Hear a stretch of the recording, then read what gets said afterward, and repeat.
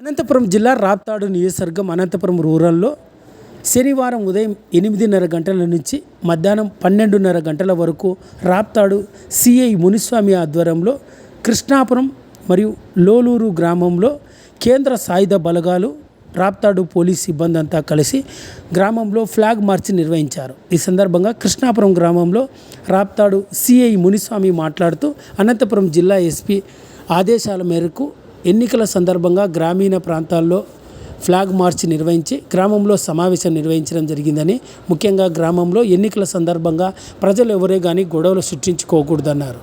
ఏదైనా సమస్య ఎదురైతే వెంటనే పోలీసులకు సమాచారాన్ని తెలిపాలని కృష్ణాపురం గ్రామంలో గ్రామ సభలో ప్రజలను రాప్తాడు సిఐ మునిస్వామి కోరారు.